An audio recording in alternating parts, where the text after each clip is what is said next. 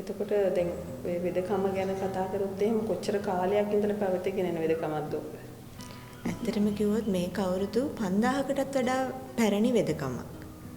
ඒ කියන්නේ ඉන්දියාවේ ආයුර්වේදයටත් වඩා පරණයි ශ්‍රී ලංකාවේ තියෙන දේශීය වෙදකම. එහෙනම් අපි අද දවසේ ඕක තමයි කතා කරන්න ඕන සුදුසුම මාතෘකාව. ආයිබෝන් වෛද්‍යතුමිනි. ආයිබෝන්. අද දවසේ කතා කරන්න හොඳ මාතෘකාවක් ගැන තමයි අපි සාකච්ඡා කර හිටියේ. එහෙනම් ඇත්තටම මේ සුවිශේෂී මාතෘකාවක් මේක. අපේ ඇඟේ හැඩය ගැන මේ තරම් වද වෙන යුගයක් මං හිතන්නේ මීට පෙර තිබුණයි කියලා. ඉතින් හැම කෙනෙක්ම මේ තමන්ගේ ඇඟේ හැඩය ගැන හුඟක් කතා බහ කරනවා, වද වෙනවා, ඒ ගැන මහන්සි වෙනවා. ඉතින් වෛද්‍යතුමියනි මේ අපි අතර දැන් මේ ප්‍රශ්නයක් වෙලා මේ තියෙන්නේ මේ ඇඟේ හැඩය තමන්ට පිසිසේ කොහොමද පවත්වා ගන්න කියලා. මේ ඇඟේ හැඩයට මන් දන්න තරමට ව්‍යායාම, ආහාර පාලනය, සමහරවිට ශල්‍ය කර්ම වලට යන එක, එතකොට විවිධාකාර අත්බෙහෙත්, එතකොට කෙම් ක්‍රම මේ සියල්ල අද වර්තමානයේ භාවිත වෙනවා. එතකොට ඒ අතර මම මේ අහලා තියෙනවා මේ ශරීරයේ යම් ස්ථාන තෙරපීමකට ලක් කරලා සුවිශේෂී ප්‍රතිඵලයක් ඇඟේ හැඩය සම්බන්ධයෙන් අපිට ගන්න පුළුවන් ක්‍රමවේදයක් තියෙනවා කියලා. ඒක ඇත්තද? ඒක ඇත්ත. ඇත්තටම මෙහෙමයි. ඔබතුමිය දැන් කියනවනේ යම් ස්ථාන කියලා. මම මෙහෙම කියන්නම්. ඒ යම් ස්ථාන කියනකට වැඩිය අපි කියමු ශරීරයේ තියෙන විශේෂ ස්ථාන කියලා. ඔය විශේෂ ස්ථාන කිව්වහම ඒකටත් තනි වචනෙන් කිව්වොත් නිල ස්ථාන. ඒ කියන්නේ නිල තෙරපීම. එහෙම නැත්නම් මර්ම තෙරපීම. මර්ම තෙරපීම නම් කතා වෙන්නේ ආයුර්වේදය ඇතුලේ. නිල තෙරපීම අපි කතා වෙනවා දේශීය වෛද්‍ය ක්‍රමය ඇතුලේ.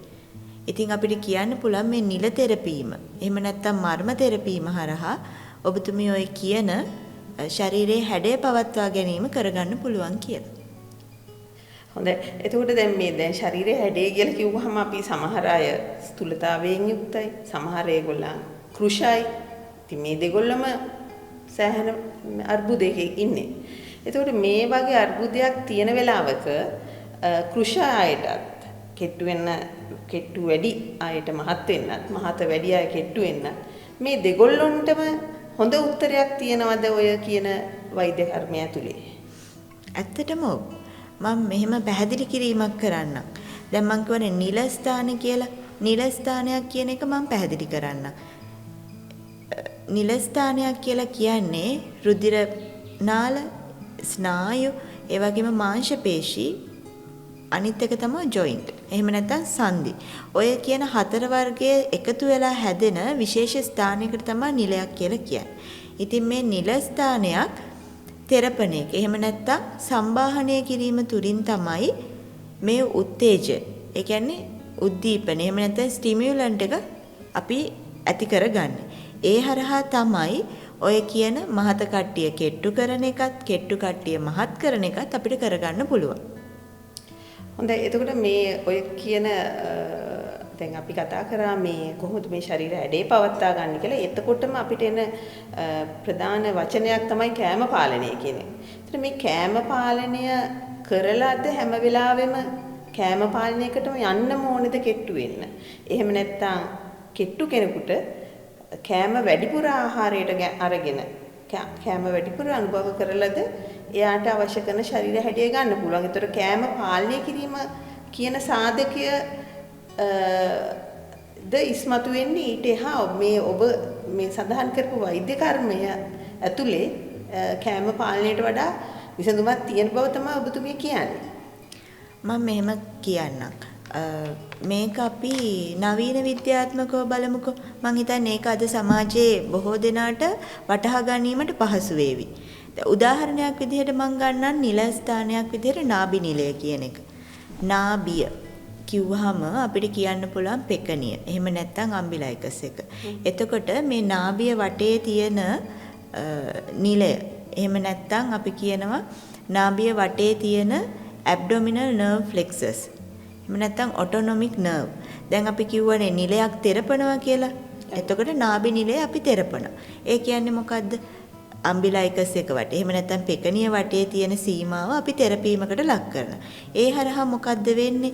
අර තියෙන ස්නායු ටික, එහෙම නැත්නම් තියෙන රුධිර නාල ටික, මාංශ පේශි ටික උද්දීපනය වෙනවා. ඒ උද්දීපනය වෙන ස්නායු, රුධිර නාල මේවා හරහා ආවේග යනවා අපේ මොළයට. මොළයට ගියහම මොළයට තේරුම් ගන්නවා මේ ආවේගය එන්නේ මේ කාර්ය સિદ્ધ කරගන්න. ඒ හරහා අපිට පුළුවන් මේක කොටස් 4කින් ප්‍රධානව පැහැදිලි කරන්න. ඒ කියන්නේ ආහාර රුචිය පාලනය කරන්න පුළුවන්. රුචිය පාලනය කරන එක වඩා වැඩි විදිහට කිව්වොත් අපිට කියන්න පුළුවන් කෑම කන්න වැඩි ආසාවක් තියෙන කෙනෙක්ට පුළුවන් කෑම කන එක අඩු කරගන්න. ඒ කියන්නේ රුචිය අඩු කරගන්න. එහෙම නැත්නම් කෑම කන්න හිතෙන්නේ නැති කෙනෙක්ට පුළුවන් කෑම කන්න ආසාවක් ඇති කරගන්න. මේ ඔක්කොම කරන්න පුළුවන් අර තෙරපීම හරහා යන ආවේග තුලින්. ඊට අමතරව ඔය නිල ස්ථාන තියෙනවා හිස ආශ්‍රිතව, කන ආශ්‍රිතව. දැන් මම ඔය උදාහරණයට ගත්ත නිලයේ තියෙන උදරය ආශ්‍රිතව. තව තියෙනවා අත්හා පාදවල. එතකොට කන ආශ්‍රිතව හිස ආශ්‍රිතව තියෙන නිලයන් හරහා අපිට පුළුවන් මානසික ආතතිය අඩු කරන්න. ඒ හරහා අපිට පුළුවන් හෝමෝන යාමනය කරගන්න. එතකොට මොකද කරන්නේ? අපි හොඳටම දන්නවා කොටිසෝල් කියලා තියෙන ස්ට්‍රෙස් හෝමෝන් එකක්. ඒ කියන්නේ අපේ ස්ට්‍රෙස් එක කියලා කියන්නේ මානසික ආතතිය ඇති කරන හෝමෝන එක. එතකොට ඔය මානසික ආතතිය පාලනය කිරීම තුළින් ඔය කොටිසෝල් වගේ හෝමෝන්ස් අඩු කරනවා. ඒ හරහා පුළුවන් ආහාර රුචිය යහපත් ආකාරයට ඇති කරගන්න. ඒ වගේම විශේෂ දෙයක් තමයි වසා පද්ධතිය නිවැරදි කිරීම. වසා පද්ධතිය හරහා අපිට පුළුවන් වැඩිපුර එක්රැස් වෙලා තියෙන ජලීය පදාර්ථ පරිවෘතිය මගින් බැහැර කරලා අරින්න. ඔය ප්‍රධාන කොටස් 4 හරහා පුළුවන් ශරීරයේ තුල තියෙන අනවශ්‍ය මේදේ ඉවත් කරන්නත්, අපිට මේදේ අවශ්‍ය තැන්වල තියෙන මාංශ පේශීවල ප්‍රමාණය වැඩි කරගන්න, ඔය කියන කාරණා හරි ලස්සනට කරගන්න පුළුවන් මේ නිල තෙරපුම හරහා. ඒක ලස්සන වගේ මම හිතන්නේ හරි පහසු ක්‍රමයක්. අපිට බැරිද ඔක ගෙදරදි කරගන්න? ඇත්තටම ගෙදරදි කරගන්න බෑ. සරලම උත්තරේ ගෙදරදි කරගන්න බෑ.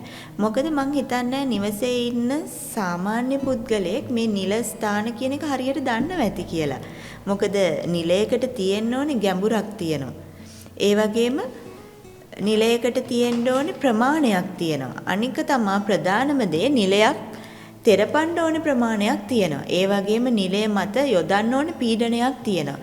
ඔය කියන කාරණා සියල්ලම නිවසක ඉන්න සාමාන්‍ය පුද්ගලයෙක්ට මං හිතන්නේ හොඳට කරගන්න පුළුවන් වෙයි කියලා. ඔබ කියන කාරණාව හොඳටම පැහැදිලි.